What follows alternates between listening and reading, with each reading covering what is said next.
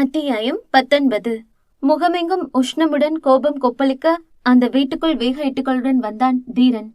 அவன் முகம் கொதிக்கும் எரிமலை போல் இருந்தது. அவன் முகத்தில் இருக்கும் உஷ்ணத்தை அளந்தால் 100 டிகிரி செல்சியஸை தாண்டிவிடும்.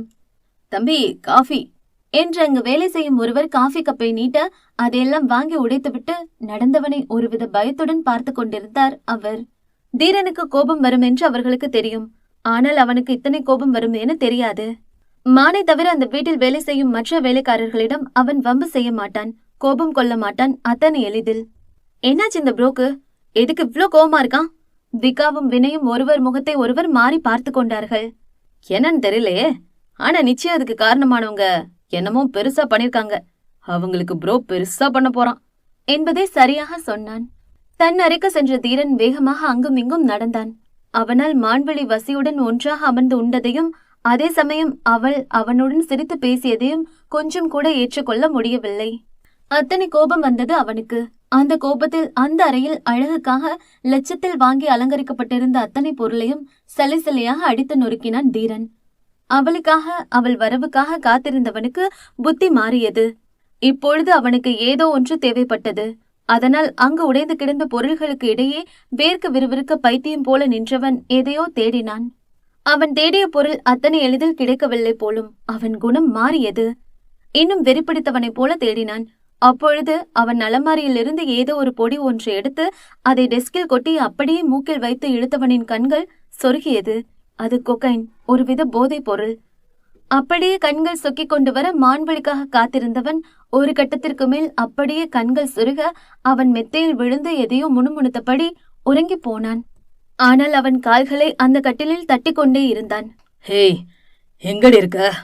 வா, வாடி டே என்று தனக்குத்தானே எதையோ உளறிக்கொண்டே இருந்தான் அவன் பாட்டுக்கு.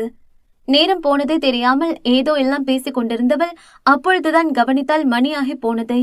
ஐயோ, லேட் ஆயிடுச்சு, இப்ப நான் போனும் சீனியர், பதட்டமாக சொன்னவள் வேகமாக எழுந்தாள். நான் டிராப் பண்ணட்டுமா வெளி?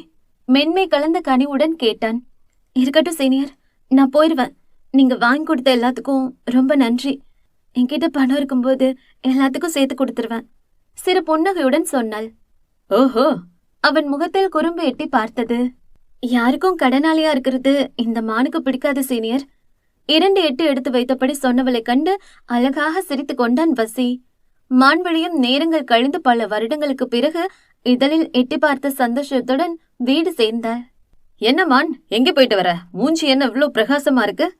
மகி சரியாக கண்டு கொண்டான். பால் பாக்கெட் வாங்க கடைக்கு போனேன், வேற ஒன்னும் இல்ல. அவ்வளவுதானா? ஆனா இன்னைக்கு உன் முகத்துல என்னமோ ஒரு தேஜஸ் தெரியுதே, என்ன விஷயம்? அப்படிலாம் ஒன்னும் இல்ல. சரி, காலேஜ் எப்படி போச்சு என்று வழக்கம் போல் இருவரும் கொஞ்சம் பேசிக் கொண்டிருந்தார்கள். இப்பொழுது மானுக்கு அந்த வீட்டில் இருக்கும் சிறு ஆறுதல் அது மகி மட்டும்தான். அவளும் இன்று காலேஜில் நடந்த அத்தனையும் அவனிடம் ஒன்று விடாமல் ஒப்பித்து விட்டுத்தான் வேலையெல்லாம் முடித்து உறங்க சென்றாள். அவளுக்கு தெரியும், நிச்சயம் நாளை தீரன் அவளை விடமாட்டான். என்ன ஆனாலும் அவர்கள் காலேஜ் கிளம்பும் முன் எழுந்து அனைத்து வேலையும் முடித்துவிட்டு இங்கிருந்து சென்று விட வேண்டும் என முடிவு செய்தாள். அதுபோலவே அடுத்த நாள் அவர்கள் எழுந்து கொள்ளும் முன் அதிகாலையில் எழுந்து அத்தனை வேலையும் செய்து முடித்தவள் மகியிடமும் தாத்தாவிடமும் சொல்லிவிட்டு காலேஜ் கிளம்பி விட்டாள். நேற்று எடுத்துக்கொண்ட அந்த போதையின் விளைவால் தீரன் கொஞ்சம் தாமதமாகத்தான் கண் விழித்தான். கண் விழித்தவன் முதலில் மான்வெளியைத்தான் தேடினான். ஆனால் அவள் காலேஜ் கிளம்பி விட்டாள் என்று தெரிந்ததும் அவன் கோபம் இன்னும் அதிகமானது. அதுக்குள்ள தப்பிச்சிட்டேன்னு நினைக்கிறியா? மவளே, காலேஜ்ல வந்து உன்னை வச்சுக்கிறேன்டி என்றவன் அவர்கள் மூவரையும் கூட பிக்கப் செய்யாமல் அவசரமாக காரை எடுத்துக்கொண்டு சென்றான் காலேஜுக்கு. ஏ ப்ரோ, நாங்களும் வரோம், நில்லு. கார் பின்னே ஓடி சென்ற விகாவையும் வினையும் அவன் கண்டு கொள்ளவே இல்லை. மகி சிறு புன்னகையுடன் அவன் பைக்கை எடுத்துக்கொண்டு கிளம்பிவிட்டான். அவனுக்கு தெரியும் தீரனை பற்றி. அவன் கொஞ்சம் வினோதமானவன். அவனை அத்தனை எளிதில் யாராலும் புரிந்து கொள்ளவே முடியாது. அதிகாலையில் காலேஜ் வந்த மான்வெளி அவள் கிளாஸுக்கு சென்றாள். ஆனால் அங்கே யாரும் இல்லை என்பதனால் அவள் அடுத்து சென்றது லைப்ரரிக்குத்தான். அவளுக்கு நிம்மதி தரும் ஒரே இடம் அதுதான். நல்ல வேளை, அங்கு ஒரு சிலர் இருந்தார்கள். அதில் வெற்றியும் இருந்தான். வெற்றியை பார்த்ததும் அவனும் அவளின் கிளாஸ் என்று அவளுக்கு தெரிந்தது. இருந்தும் அவனிடம் பேசாமல் அமைதியாக அவளுக்கு தேவையான சில புக்ஸ் எடுப்பதற்கு அவள் உள்ளே சென்றாள். ஆனால் வெற்றி மெல்ல அவளிடம் பேச்சு கொடுத்தான். நானும் உங்களை மாதிரி மார்க்குல தான் உள்ள வந்தேன்.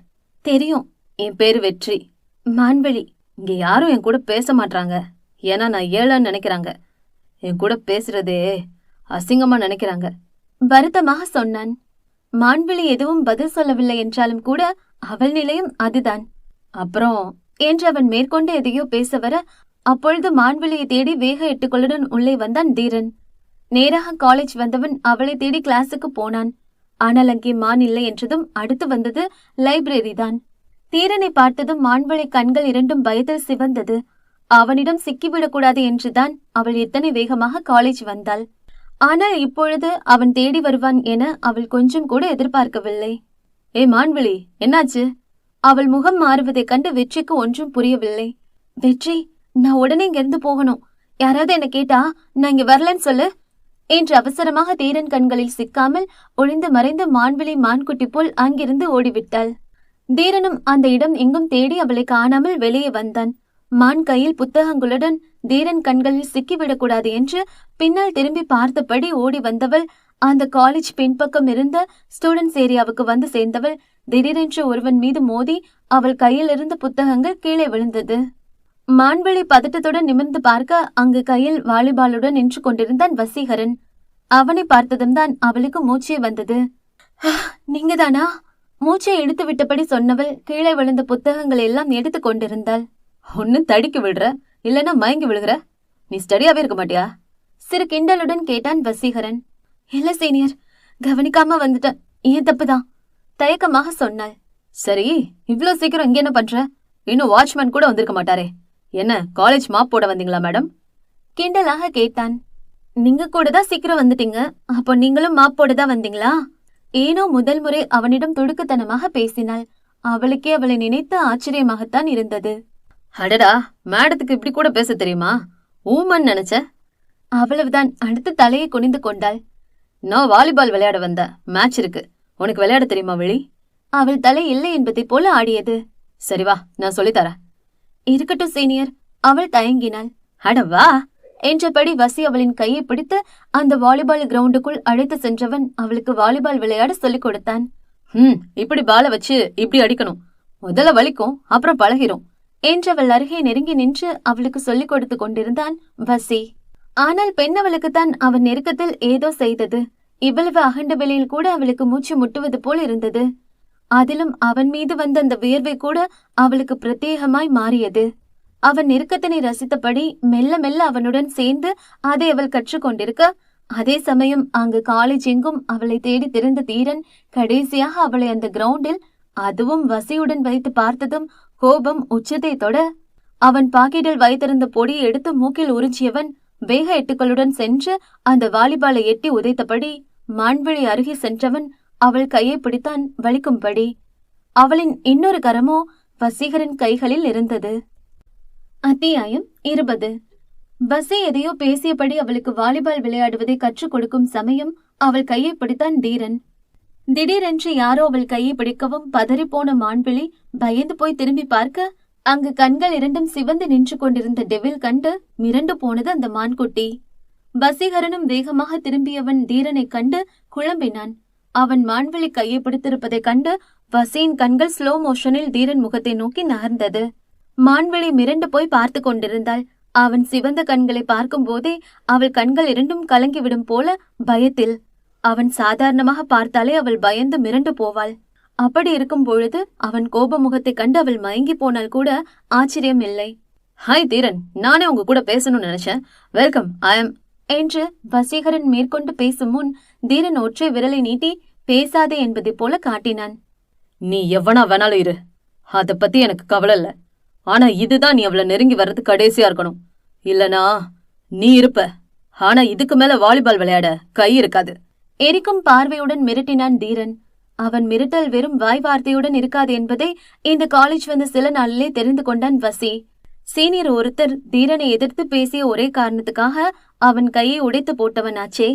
அது மட்டுமா, அந்த ஒரு வருடத்தில் அவன் செய்த சாதனைகள் எண்ணில் அடங்காதது. தீரன் என்பது வெறும் பெயர் மட்டுமல்ல அந்த காலேஜில், அது ஒரு பிராண்ட். அவன் பெயரை சொன்னாலே பயந்து நடுங்கும் கூட்டம் பல. வசீகரன் எதுவும் பேசாமல் அமைதியானான்.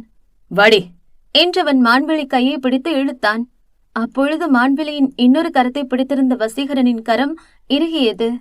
தீரன் அவள் கையை பிடித்து இழுத்தான். ஆனால் மான்விழி வரவில்லை.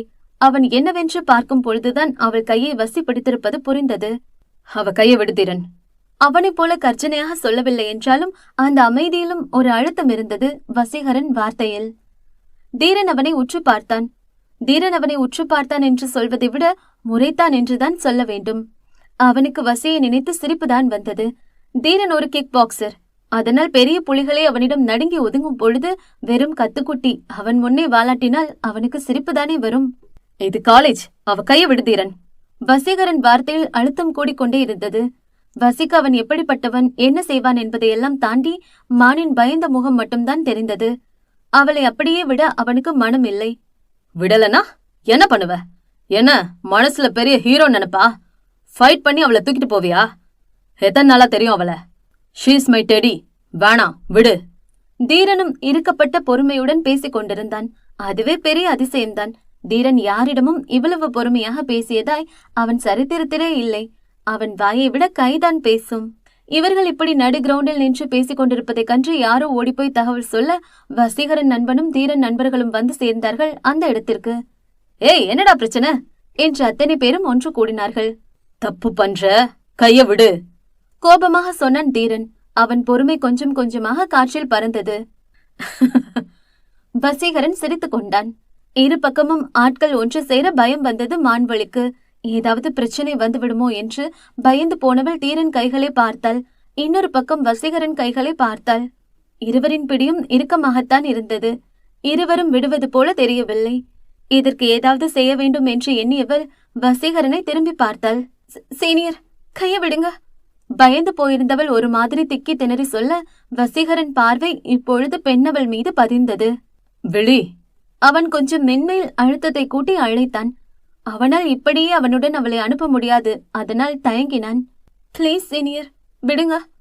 தலையை குனிந்திருந்தவள் அந்த தரையை பார்த்தபடியே சொல்ல இப்பொழுது தீரன் முகத்தில் ஒரு வெற்றி புன்னகை வந்தது. அவள் என் அடிமை என்பதை போல். வசீகரன் அவளை ஒரு 2 நொடி உற்று பார்த்தவன் என்ன நினைத்தானோ அவன் நண்பர்கள் பக்கம் திரும்பி பார்த்தான். எல்லாரும் கிளாஸ் போங்க என்றான் கட்டளையாக. ஆனா மச்சி, அவர்கள் கொஞ்சம் தயங்கி நின்றார்கள். போங்கன்னு சொன்ன, அழுத்தமாக சொன்னான் இந்த முறை. சண்டையிட்டுக் கொண்டிருந்த வசி நண்பர்கள் தீரன் நண்பர்களை முறைத்தபடி அங்கிருந்து விலகி செல்ல வசீகரன் இப்பொழுது மான்வழியை பார்த்தபடி அவளின் கையை விட்டான். நீ ஒன்னும் ரோமியோவும் கிடையாது, சூப்பர்மேனும் கிடையாது. அதனால அவளை விட்டு தூரமாயிரு. இல்லனா இதுக்காக நீ ரொம்ப வருத்தப்படுவ. சொன்னது புரியும்னு நினைக்கிற? மிரட்டுதலாக சொன்னவன் மான்வழியின் கையை தரதரவென்று இழுத்து கொண்டு சென்றான். என்னடா இந்த பொண்ணு இப்படி பிடிச்சு இழுத்துட்டு போறான்? கிஷோர் வசி தோளில் கையை போட்டான். வசிக்கும் ஒன்றும் புரியவில்லை. அவன் கண்கள் அவள் மீதுதான் தீர்க்கமாக படிந்திருந்தது. அவளை விட மனமில்லை என்றாலும் அவள் கேட்கும்போது அவனால் அப்படி செய்யாமல் இருக்க முடியவில்லை. தீரன் கோபமாக மான்விழியின் கையை பிடித்து இழுத்து மாடிக்கு சென்றவன் கதவை அடைத்தான். மான்விழி பயந்து போய் நின்று கொண்டிருந்தாள்.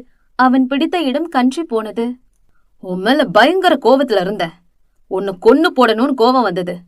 ஆனா இப்போ என் முன்னாடி அவன் அசிங்கப்படுத்தினல்ல, அதனால நீ தப்பிச்ச. மான்விழி தலையை நிமிராமல் நின்று கொண்டிருந்தாள்.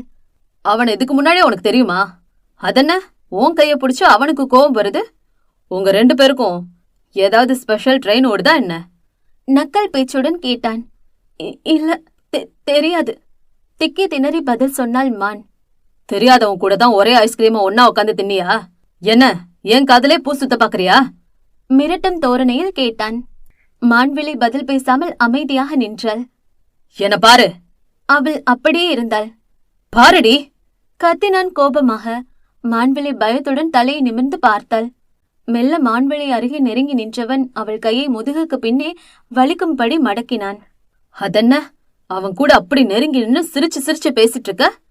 அப்படி என்னடி அவன் உன்னை மயக்கிட்டான்?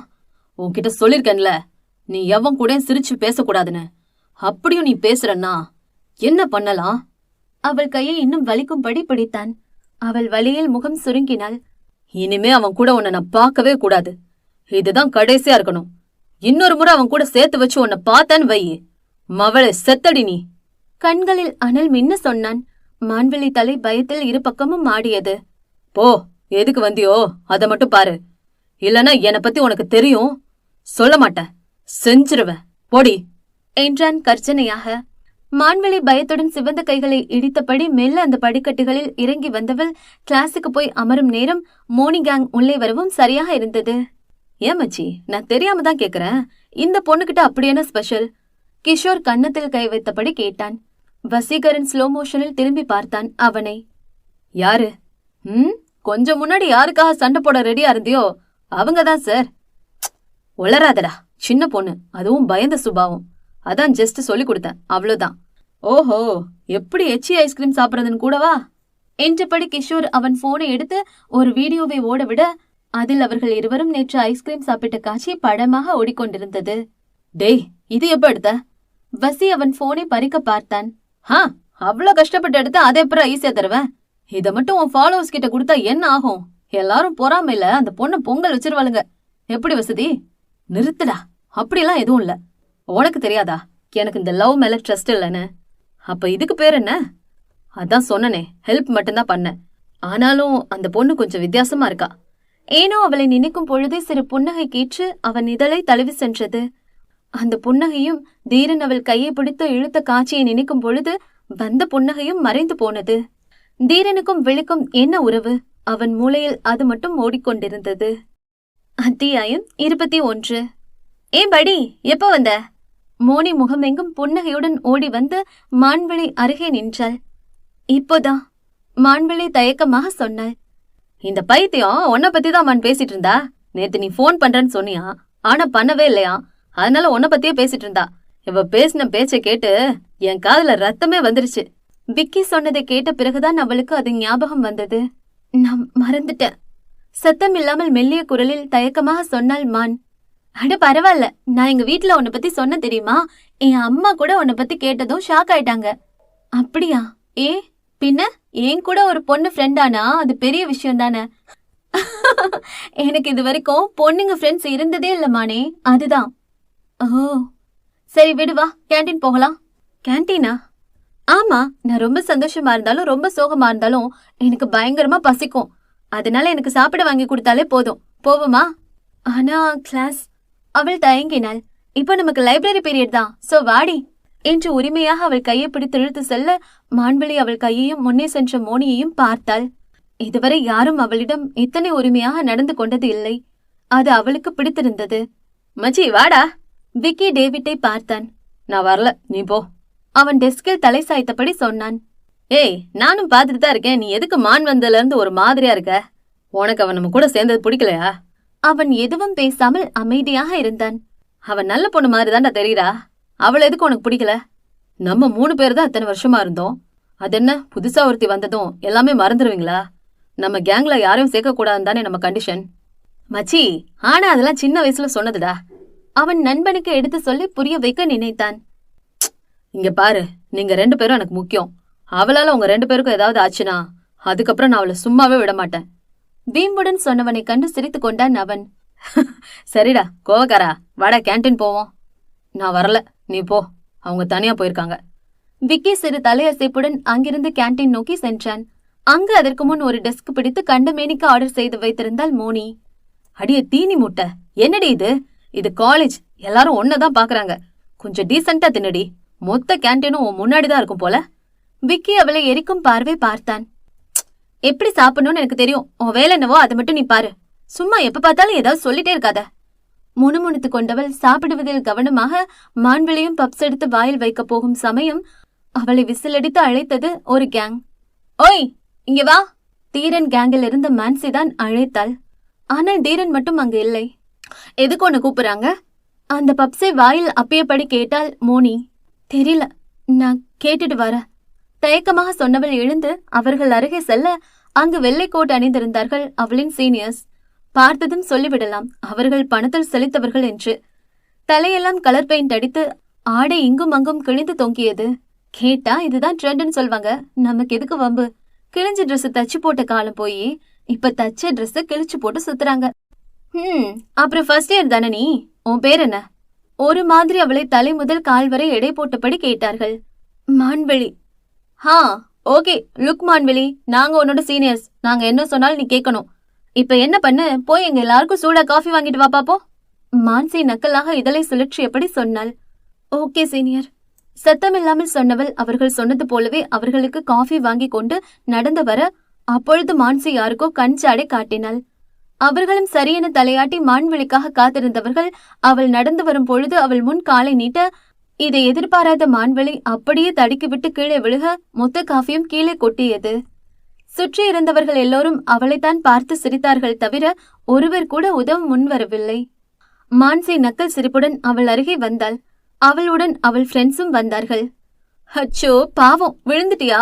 ஆனா ஏதோ ஒன்னு மிஸ் ஆகுதே என்றவள் சுற்றி முற்றிலும் பார்த்து அங்கிருந்து சாசை எடுத்து மான்விழி தலையில் ஊற்றினாள். பின் அந்த ஜூஸையும் எடுத்து அவள் தலையில் ஊற்றினாள். சுற்றியிருந்த அத்தனை பேரும் கிண்டல் செய்துதான் சிரித்தார்கள். ஒருத்தர் கூட அவளுக்கு பாவம் பார்த்து அவள் இருக்கும் நிலையை பார்த்து உதவ முன்வரவில்லை. உதவ நினைத்தாலும் அவர்களால் அது முடியாது. காரணம், அந்த கேங்கை எதிர்த்து செயல்படும் தைரியம் யாருக்கும் வராது. அப்படி நடந்தால் அடுத்த பூச்சி அவர்களுக்கு போடப்படும். மான்விழி கண்கள் கலங்கியது. அலங்கோலமாக இருந்தவள் கஷ்டப்பட்டு எழுந்து நிற்க முயற்சி செய்தாள். என்ன, எல்லாரும் உன்னை பார்த்து சிரிக்கவும் அசிங்கமா இருக்கா? அதுக்கு என்ன பண்றது செல்லம், இங்க இப்படித்தான், ஜஸ்ட் ஃபார் ஃபன், என்ஜாய் பண்ணு, ஓகேவா? கிண்டல் சிரிப்புடன் மான்விழி கண்ணம் தட்டி அங்கிருந்து சென்றாள் மான்சி. அவள் பின்னே அவளின் நண்பர்களும் மானை கிண்டல் செய்தபடி சென்றார்கள். மான்விழிக்கு அங்கிருந்து அத்தனை பேரும் அவளை பார்த்து சிரிப்பது என்னவோ போலிருக்க மெல்ல எழுந்து கொள்ள நினைத்தவள் அந்த காஃபியில் காலை வைத்து வழுக்கி விழுந்தாள். அதை கண்டும் அங்கிருந்து இரக்கமில்லாதவர்கள் சிரித்தார்கள். கண்கள் கலங்கி கொண்டு வந்தது அவளுக்கு. அப்பொழுது மான்விழியை காணாமல் தேடி வந்த விக்கியும் மோனியும் அவள் இருந்த கோலத்தையும் அதை கண்டு மற்றவர்கள் சிரிப்பதையும் பார்த்து வேகமாக அவள் அருகே ஓடி வந்தார்கள். ஏ மான் என்றபடி அவள் அருகே ஓடி வந்தவர்கள் அவளை தாங்கி பிடித்து தூக்கி நிறுத்தினார்கள். இவ்வளவு நேரம் மோனியின் முகத்தில் இருந்த புன்னகை மாறி அப்படியே கோபமாக அங்கு சிரித்துக் கொண்டிருந்தவர்களை பார்த்து எரிப்பது போல பார்த்தாள் மோனி. நீங்கெல்லாம் டாக்டர் படிக்கவே தகுதி இல்லாதவங்க. இங்க படிக்க முதல் தகுதியே ஒருத்தங்க கஷ்டப்படும் போது அவங்களுக்கு உதவுறதுதான். உங்க முன்னாடி ஒருத்தி கஷ்டப்படும் போது சிரிக்கிறீங்களே, நீங்கெல்லாம் மனுஷங்களா? சீ, கேவலமா இருக்கு. இடியட்ஸ், முதல்ல போய் ஒழுக்கத்தையும் உதவி மனப்பான்மையும் கத்துக்கிட்டு வாங்க, அப்புறம் வந்து நீங்க டாக்டர் படிக்கலாம் என்று கோபமாக திட்டியவள் அவர்கள் சீனியர்ஸ் என்பதையெல்லாம் பார்க்கவில்லை. அப்பொழுது அந்த கூட்டத்துக்கு சற்று தள்ளி அமர்ந்திருந்தவன் கண்களில் அவளை கண்டு ஒரு சுவாரஸ்யம் உண்டானது. நைஸ் என்றது அவன் கருத்த இதழ்கள். மோனி அவசரமாக மான்விழியை தூக்கி நிறுத்தினாள். யாருமான் ஒன்னு இப்படி பண்ணது? அந்த அறிவு கட்ட சீனியர்ஸ் தானே, அவங்கள நான் பாத்துக்கிறேன். மோனி கோபமாக கிளம்ப அவள் கையை பிடித்தாள் மான்விழி. என் கையை விடுமான், கொஞ்சம் கூட இரக்கம் இல்லாம முட்டாள்தனமா நடந்திருக்காங்க. அவங்க எப்படி ஒன்னு இப்படி பண்ணலாம்? என் கையை விடு, நான் அவங்கள ரெண்டுல ஒன்னு பார்க்காம விட மாட்டேன். சீனியர்ஸ்னா என்ன வேணா பண்ணுவாங்களா என்ன? அப்படி ஒரு கோபம் வந்தது அவளுக்கு. வேணா மோனா, விடு என்றால் சற்று பயந்தபடி. மான் சொல்றது சரிதான், இப்ப நம்ம எதுவும் பண்ணக்கூடாது. அவங்க பலம் என்னன்னு தெரியாம மோதுனா அது நமக்கு பிரச்சனை தான். முதல்ல அவளை ரெஸ்ட் ரூம் கூட்டிட்டு போ, இவ ட்ரெஸ் எல்லாம் நனைஞ்சு போச்சு. விக்கி சொன்னதை கேட்டவள் அவள் கோபத்தை குறைத்து மான்விழியை ரெஸ்ட் ரூம் அழைத்து செல்ல பாத்ரூம் செல்லும் முன் மான்விழி மோனியின் கையை பிடித்தாள். என்ன மான்? மோனி பதட்டத்துடன் கேட்டாள். ரொம்ப தேங்க்ஸ் மோனா. மானின் கண்கள் கலங்கி போயிருந்தது. ஹே, எதுக்குடி? இது வரைக்கும் யாரும் எனக்காக இப்படி நின்னதில்ல. சந்தோஷமா இருக்கு. ஃபர்ஸ்ட் ரூல், ஃப்ரெண்ட்ஸுக்குள்ள தேங்க்ஸ் அண்ட் சாரி சொல்லவே கூடாது. நீ என் ஃப்ரெண்டு மான்விழி. போ, இந்த ட்ரெஸ்ஸை மாத்திட்டு வாடி போ என்றாள் சிறு புன்னகையுடன். மான்விழி கலங்கிய கண்களுடன் மோனியை அணைத்து கொண்டாள். அது அவளுக்கான முதல் நட்பு. வாழ்க்கையில் முதலில் கிடைக்கும் காதலும் நட்பும் என்றும் புனிதமானது, மறக்க முடியாதது. அது ஒவ்வொருவர் வாழ்க்கையிலும் ஒரு பெரிய தாக்கத்தையும் மறக்க முடியாத நினைவுகளையும் கொடுக்கக்கூடியது. அத்தியாயம் 22. இத்தனை நாட்கள் ஏதோ நரகத்தில் இருந்தது போலவும் இப்பொழுதுதான் சொர்க்கத்தை பார்த்தது போலவும் ஒரு உணர்வு மான்விழிக்குள். அவள் அந்த பாத்ரூம் கண்ணாடி வழியாக மோனி கொடுத்த சுடிதாரை பார்த்தாள். அவள் இது போல காஸ்ட்லி சுடிதார் எல்லாம் அணிந்தது இல்லை. அதனால் கொஞ்சம் புதிதாக இருந்தது. மோனி மாடர்ன் ட்ரெஸ் தான் வியர் பண்ணுவாள். அவள் சுடிதார் அணிவது கொஞ்சம் ரேர் தான். ஆனால் எப்பொழுதும் அவளிடம் எக்ஸ்ட்ரா சுடிதார் ஒன்று அவள் வண்டியில் இருக்கும். அந்த சுடிதார் தான் இது. சூப்பரா இருக்கு. நீ இந்த மாதிரியே வியர் பண்ண. இதுல நீ பிரின்சஸ் மாதிரி இருக்க. சரி வா, கிளாஸ் போகலாம் என்று இருவரும் கிளாஸ் கிளம்பி சென்றார்கள். மதியத்திற்கு மேல் அவர்களுக்கு லேப் மற்றும் பிராக்டிகல் இருந்தது. ஃபர்ஸ்ட் இயர் என்பதால் ஒரு வாரம் சென்றதும் பிராக்டிகல் பார்த்து கொள்ளலாம் என்று சொல்லிவிட அது இன்னும் அவர்களுக்கு வசதியாக போனது. மற்றவர்களையாவது சீனியர் தான் ரேக் பண்ணி கொண்டிருந்தார்கள். ஆனால் வெற்றியை அவனுடன் படிக்கும் சக மாணவர்கள் ரேக் பண்ணி கொண்டிருந்தார்கள். பாவம், அவனை கலாய்த்து தள்ளினார்கள். அவனுடன் பேசக்கூட யாரும் இல்லை. அவனை சாப்பிட கூட யாரும் சேர்த்து கொள்ளவில்லை. பாவம் அந்த பையன், எதுக்கு அவன் அப்படி ரேக் பண்றாங்கன்னு தெரியலையே. விக்கி சொன்னதை கேட்டு மான்விழியும் மோனியும் திரும்பி பார்த்தார்கள். இந்த பையனை எனக்கு தெரியும், என்கிட்ட பேசினான். மான்விழி அவன் பக்கம் திரும்பி பார்த்தபடி சொன்னாள். அன்று லைப்ரரியில் வைத்து பேசியது அவளுக்கு ஞாபகம் வந்தது. அப்படியா? எதுக்கு அவனை கிண்டல் பண்றாங்க? மோனி தாடையை தடவி கொண்டாள். அப்படி கிண்டல் செய்யும்படி அவன் என்ன செய்து விட்டான் என்பதுதான் அவளுக்கு புரியவில்லை. தெரியல. இருவரும் ஒரு சேர தலையாட்டினார்கள். இருங்க, நான் என்னன்னு போய் கேட்டு வரேன் என்று கிளம்ப எத்தனித்தவளின் கையை பிடித்தான் விக்கி. ஓ மனசுல என்ன பெரிய ஜாக்கி ஜான் தங்கச்சி நினைப்பா? அநியாயம் கண்டா பொங்கிருவியா? பேசாம கம்மன் இருடி, எதுக்கு வீணா பிரச்சனை என்று அவள் மீது இருக்கும் அக்கறையில் அவள் கையை பிடித்தான். நான் ஒன்னும் பண்ண மாட்டேன், ஜஸ்ட் அப்படி என்ன நடக்குதுன்னு பாத்துட்டு வந்துடுறேன். எவ்வளோ காலேஜ் மூவில ராகிங் பாத்திருக்கேன் தெரியுமா? ஒரு மாதிரி இன்ட்ரெஸ்டிங்கா இருக்கும், விடுடா தடியா என்று அவனிடமிருந்து கையை உருவி கொண்டவள் அவர்கள் அருகே சென்றாள். அடியே நில்லடி, எதுக்கடி தேவையில்லாத வேலை, கம்மன் இருடி.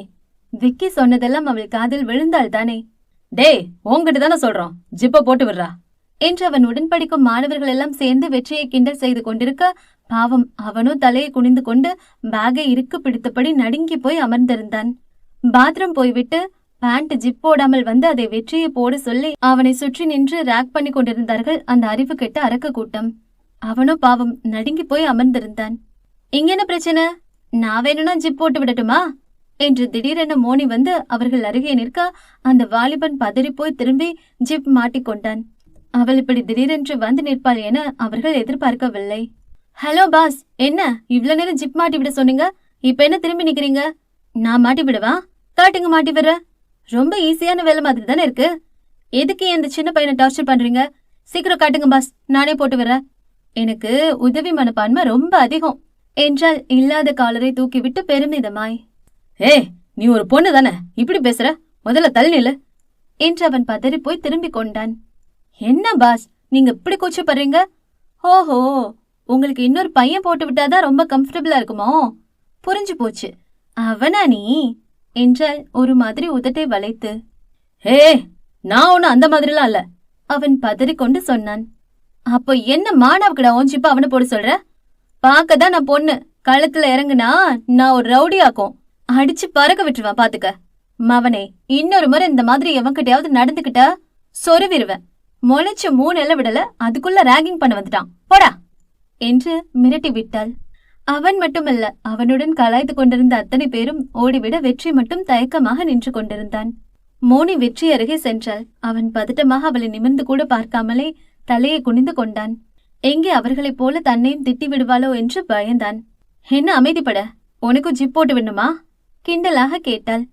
ஐயோ இல்லங்க, நான் போகணும் என்று ஓட்டம் எடுத்து விட்டான். மோனிக்கு சிரிப்பு வந்து விட்டது.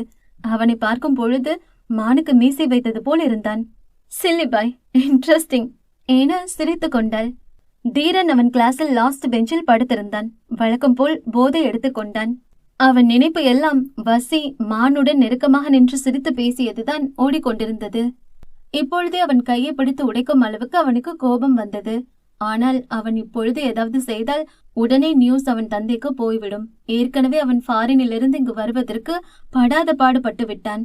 அதனால்தான் கொஞ்சம் பதுங்கி இருக்கிறான். ஆனாலும் அவன் கண்கள் அந்த முன்வரிசையில் அமர்ந்து சிரித்து பேசிக் கொண்டிருந்த வசீகரன் மீதுதான் இருந்தது. அந்த நொடி வசி கையை முறுக்கி அவன் தாடையில் ஒரு குத்து விட்டு அவன் வாயிலிருந்து ரத்தம் தெறிக்கும் பொழுது அப்படியே அவனை தூக்கி கீழே போட்டு அவன் வயிற்றில் விடாது குத்தி அவன் குடலை அவன் கையாலே உருவி எடுக்கும் வெறி வந்தது அவனுக்கு. என்ன வச்சி, வந்ததுல இருந்து வசீகரனே பாத்துட்டு இருக்க, என்ன விஷயம்? அவன் நண்பன் யாதவ் வந்து அருகே அமர்ந்தான். தீரனின் பார்வையே சொன்னது அவன் கண்ணாலே அவனை கொலை செய்து விடுவான் என்று. அவனை பார்த்தாலே கொல்லணும் போல இருக்குடா, பல்லை கடித்தபடி சொன்னான். உனக்கு மட்டும் இல்ல, இங்க நம்மள மாதிரி நிறைய பேருக்கு அப்படித்தான். உனக்கு தெரியாதுல்ல, சார் ரொம்ப நல்லவன், அப்படித்தான் எல்லாரும் பேசிக்கிறாங்க. என்ன கூட 2 நாளா ஜெயில உட்கார வச்சுட்டான் என வசீகரனை முறைத்தபடி சொன்னான். தீரன் அதிர்ச்சியாக திரும்பி பார்த்தான். ஏன் என்றான் கொஞ்சம் ஷாக் ஆகி. நம்ம காலேஜ்ல நிறைய ட்ரக்ஸ் புழக்கத்துல இருக்குல்ல, அதுல நிறைய என்கிட்ட இருந்து கைமாறுது. அத அவன் கண்டுபிடிச்சு போலீஸ் கேஸ் ஆக்கி என்னவே உள்ள உட்கார வச்சுட்டான். அப்புறம் என் அப்பா தான் வெளியெடுத்தாரு. என்ன மட்டும் இல்ல, இந்த மாதிரி நிறைய விஷயத்துல நிறைய பேரை பனிஷ்மெண்ட் வாங்க வச்சிருக்கான். கவினெல்லாம் காலேஜ் விட்டே போயிட்டான், பொண்ணு விஷயத்துல மாட்டி. இவன் மேல சரிகான்ல இருக்கானுங்கடா நிறைய பேரு. நல்ல வேஷம் போட்டு நாட்டை ஏமாத்திட்டு இருக்கான். பார்த்தாலே பத்திக்கிட்டு வருதுடா. பல்லை கடித்தபடி சொன்னான் அவன். ஏண்டா ஒருத்தன் இத்தனை வருஷம் உங்களெல்லாம் வச்சு செஞ்சிருக்கான். அதெல்லாம் பார்த்துட்டு இன்னும் அவனை உயிரோட விட்டுருக்கீங்க. முடிச்சு விட்டுருந்தா உங்களை நினைச்சு பெருமைப்பட்டிருப்பேன். தீரன் கேவலமாக பார்த்தான். ஏ மச்சி, எங்களுக்கும் கோவம் இருக்காதுன்னு நினைக்கிறியா? பல தடவை ட்ரை பண்ணிட்டோம். ஆனா ஒவ்வொரு தடவையும் எஸ் ஆயிட்டே இருக்கான். அது மட்டும் இல்ல, அவன் தான் காலேஜ் டாப்பர். கேம், மியூசிக் இப்படி எல்லாமே அவன் தான் முன்னாடி நிக்கிறான். அதனால அவனை தலையில தூக்கி வச்சிருக்காங்க. அவ்வளோ சீக்கிரம் அவனை இங்க வச்சு டச் பண்ண முடியல மச்சி. வேற ஏதாவது தான் பண்ணணும். சரியான நேரத்துக்கு தான் வெயிட் பண்ணிட்டு இருக்கோம். தீரன் தாடியை தடவி கொண்டான். இங்க வச்சு முடியலன்னா என்ன, வெளியே வச்சு முடிக்கலாமே. வசியை பார்த்தபடி சொன்னவன் தாடியை தடவி கொண்டான். அவன் ஆச்சரியமாக திரும்பி பார்த்தான். ஆனா மச்சி, அவன் கொஞ்சம் தயங்கினான். அவன் எந்த வழியா போவான்? அவன் அட்ரஸ் என்னன்னு மட்டும் சொல்லு, மத்ததை நான் பாத்துக்கிறேன். தீரன் எதையோ யோசித்தபடி சற்று வில்லத்தனம் கூடி சிரித்தான். அவன் பக்கத்துல ரூம் எடுத்து ஸ்டே பண்ணிருக்கான். கூட சில பேர் இருக்காங்க. மத்தபடி அவனை பத்தி இங்க யாருக்கும் பெருசா தெரியாது. நான் பாத்துக்கிறேன். எனக்கு அவனை பார்த்தாலே பிடிக்கல. ஒருவித வன்ம புன்னகையுடன் சொன்ன தீரன் அன்று காலேஜ் முடியும் நேரம் அந்த காலேஜில் இருந்து சற்று தள்ளி வசீகரனுக்காக காத்திருந்தான்.